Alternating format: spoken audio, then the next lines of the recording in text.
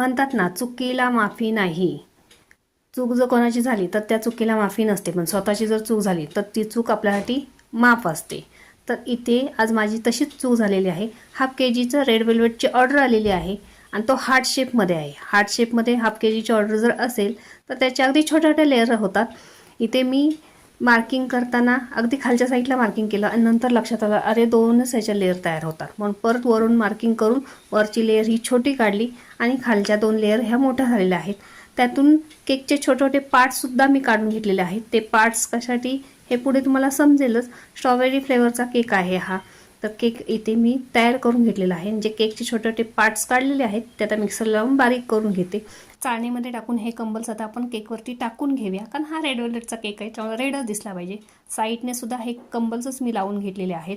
आणि तयार झालेला आपला रेड वेल्वेटचा केक कसा वाटला हा कमेंट करून नक्की सांगा. आवडला असेल तर चॅनल सबस्क्राईब करा.